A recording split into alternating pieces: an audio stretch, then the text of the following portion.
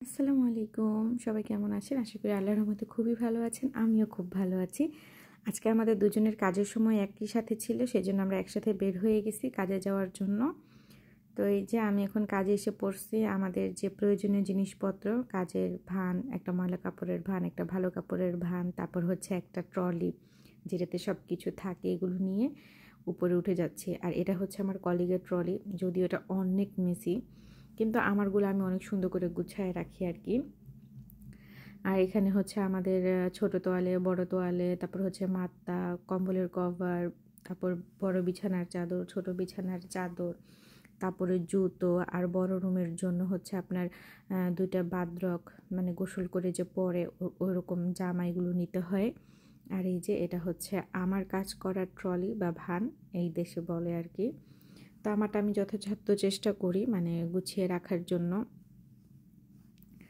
আর এখানে আমাদের অনেক কিছু থাকে, চকলেট থেকে শুরু করে বিভিন্ন ধরনের কফি, পলিথিন, টিস্যু, টি ব্যাগ, ছোট রুমাল, মানে সব কিছু। আর এই যে আমি হচ্ছে এই রুমটা গুছাইছি। এটা হচ্ছে আমাদের হোটেলের একটু বড় রুম। এখানে 4জন নাকি 5জন মানুষ আসবে খেয়াল নেই। তো বড় বিছানা ছিল, সোফা বেড ওপেন করতে বলা হয়েছিল, তারপর হচ্ছে বেবি সিঙ্ক দিতে হয়েছিল।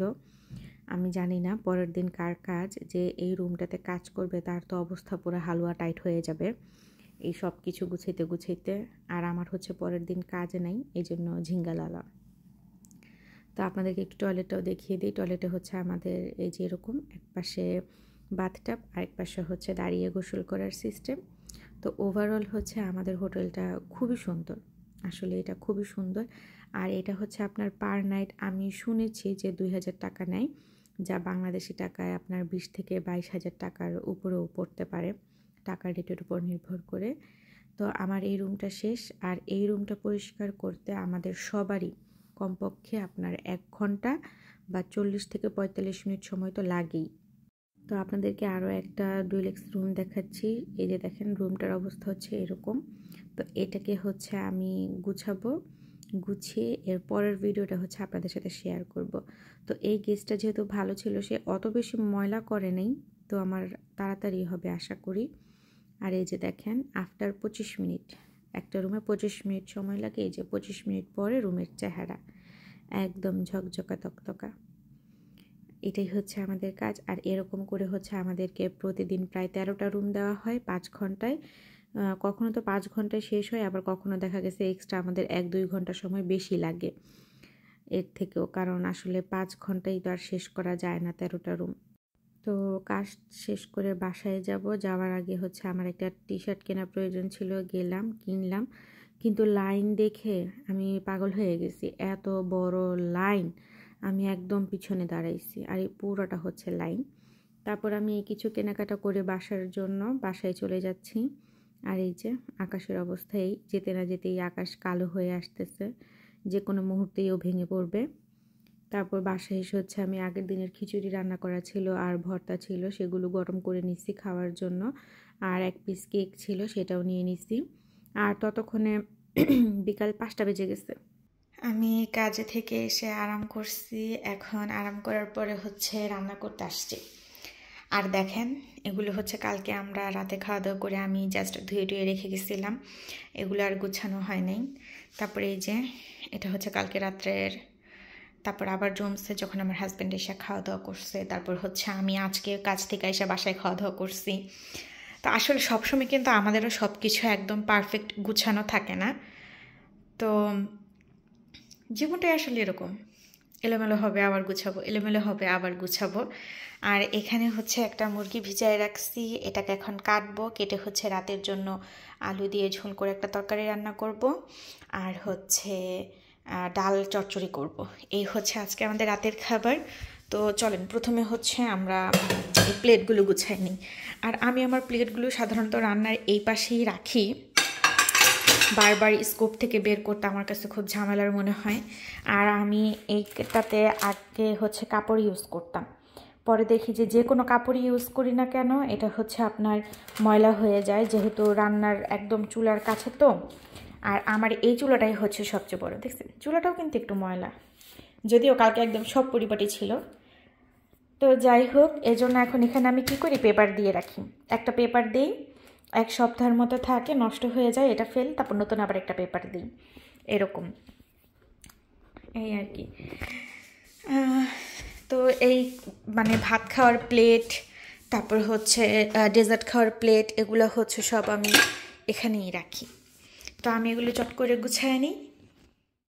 তো থালা বাসন গোছানোর পরে এখন প্রথম কাজ হচ্ছে আমার বেসিনটা পরিষ্কার করা, কারণ বেসিনটা যদি খালি না থাকে তাহলে আমি এখানে বারবার ধোয়াধুয়ি করা বা কাজ করা আমার কাছে অনেক কঠিন হয়ে পড়ে। তো এই জন্য আমি খাওয়ার পরে আমার যে একটা প্লেট গ্লাস ছিল বা যতটুকু যা জমছে ওগুলো ধুয়ে আগে পরিষ্কার করতেছি। ওগুলো ধোয়া হয়ে গেলে তারপর হচ্ছে আমি একে একে আমার অন্যান্য কাজও শুরু করব। আর এখানে ভিডিওতে হচ্ছে আমরা স্পিড বাড়াই দিই, তো দেখতে খুবই ভাল লাগে যে কত তাড়াতাড়ি হয়ে যাচ্ছে, কিন্তু আসলে তা না। প্রতিটা কাজের জন্যই আমাদের প্রচুর ভালো পরিমাণে সময় লাগে সবারই। অনেকে হয়তো ভাবে যে আমরা দুজন মাত্র মানুষ, একবার রান্না করলে 2 বার খাই, এত কি ব্যস্ততা এই সেই। আসলে ব্যস্ততা বলতে সবার জীবনেই টুকটাক ব্যস্ততা থাকে, কিন্তু আমাদের মধ্যে সবচেয়ে বড় পার্থক্যটাই হচ্ছে সময়ের। তো আমি যখন ফ্রি থাকি তখন হচ্ছে আমার দেশের মানুষরা ঘুমায়, আর তারা যখন ফ্রি থাকে তখন হচ্ছে আমরা আমাদের দৈনন্দিন কাজে ব্যস্ত থাকি। যেমন আমাকে কাজ যেতে হয়, আমি হচ্ছে 1 সপ্তাহ 6 দিন কাজ করি, আরেক সপ্তাহ 4 দিন কাজ করি, এরকম করেই আমার মাসের 4টা সপ্তাহ কেটে যায়। তারপরে হচ্ছে আপনার বাসায় আসো, নিজে ফ্রেশ হও, খাও দাও, রান্না করো, তারপর ক্লাস থাকে বিকালে, ক্লাসে যাও, ঘরের ক্লিনিংয়ের কাজ করো। তো এগুলো তো মোটামুটি অনেক ভালো কাজই, আর এগুলো আমাদের সব নিজেদেরই করতে হয়, এখানে তো আমরা আসলে কাউকে পাই না। তো যদি বলা হয় আমরা ব্যস্ত থাকি তাহলে এইটাও ভুল, আর যদি বলা হয় সময় পাই না সেটাও ভুল।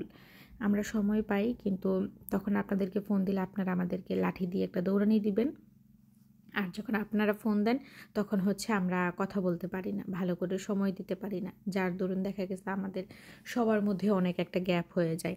ইভেন এমনও হয়েছে যে আমি আমার আম্মুকে প্রায় মনে করেন 1 সপ্তাহ বা 10 দিন পরেও ফোন দিছি, এরকমও হয়েছে।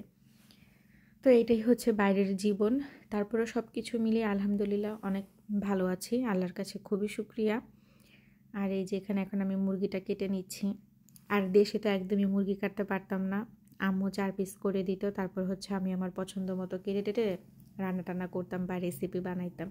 আর এখন এখানে সব কিছু নিজেরই করতে হয়, ভালো লাগে, খারাপ না। নিজের কাজে আসলে যতদিন পর্যন্ত নিঃশ্বাস আছে, যতদিন পর্যন্ত করার ক্ষমতা থাকে, ততদিন পর্যন্ত প্রত্যেকটা মানুষেরই আসলে নিজের কাজ নিজের করা উচিত। তো আমার মুরগিটা ধোয়া হয়ে গেছে, এখন আমি মুরগিতে একটু হলুদ মরিচ লবণ মাখিয়ে নিচ্ছি। আগে হচ্ছে মুরগিটা ভাজবো, ভেজে তারপরে হচ্ছে আমি রান্না করব। আর অন্য চুলায় হচ্ছে ভাত বসাই দিছি, আরেক চুলায় হচ্ছে ডাল চচ্চড়ির জন্য পেঁয়াজ বসাই দিছি, এখন হচ্ছে মাংসটা ভাজতেছি, সাথে হচ্ছে ডাল চচ্চড়ি। আমি যখন রান্না করি আসলে 3 চুলা একসাথে ধরায়া মানে 1 কি 1.5 ঘন্টার মধ্যে আমি রান্না টান্না কমপ্লিট করে বের হয়ে যাওয়ার চেষ্টা করি, কারণ আমার কাছে মনে হয় রান্নাঘর এমন একটা জায়গা, আপনি যতক্ষণ সময় দিবেন ও ততক্ষণই আপনার কাছ থেকে সময় নেবে। এখানের কাজ কখনো কোনো দিনও শেষ হওয়ার না, এই জন্য আমি এত বেশি সময় দিই না। আর ক্লিনিংয়ের ব্যাপারটা হচ্ছে যে চুলা তো দেখা গেছে রান্নার পরপরই মানে পরিষ্কার করা হয়, আর মাঝে মাঝে হচ্ছে মনে চায় না তখন করি না। আর এমনি একদম ফুল ক্লিনিং সেটা হচ্ছে সপ্তাহে 2 কি 3 দিন করা হয়, এর বেশি আমি করি না, কারণ আমার কাছে এটা মনে হয় যে অনেকটা কঠিন একটা বিষয় প্রতিদিন ক্লিন করা, কারণ অন্যান্য কাজও থাকে, একটু পড়াশোনা থাকে, নামাজ কালাম থাকে, একটু নিজের ব্যক্তিগত কাজ থাকে, তো ওইগুলোতে আসলে বেশি ইনভেস্ট করা দরকার সময়টাকে। এই যেখানে আমার টুকটাক রান্নাবান্না শেষ, আর আজকের ভিডিওটা আমি পুরোই একা করতেছি, তো ভিডিওর আগা মাথা আসলে আমি ঠিক করতে পারতেছি না, কখনো এরকম হচ্ছে কখনো ওরকম হচ্ছে, তো আপনারা একটু অ্যাডজাস্ট করে নেবেন এই আর কি। তো আমার ডাল ভুনাটা প্রায় হয়ে এসেছে, ওখানে আমি একটু টমেটো আর কাঁচামরিচ দিয়ে দিতেছি, আর আমি খুবই শর্টকাট রান্না করার চেষ্টা করি। তো এখানে হচ্ছে আমার রান্না শেষ, তো আপনাদেরকে ফাইনাল ফিনিশিংটা দেখাই দিই। আর এই যে তরকারিতে ঝোল দিয়ে দিছি, কিন্তু ঝোলটা আর একটু হবে, আরও টানবে। এখন এটা চুলায় থাকবে আর আমি গোসল করতে চলে যাব। তো আজকে এ পর্যন্তই, ভালো থাকবেন, সুস্থ থাকবেন, আল্লাহ হাফিজ।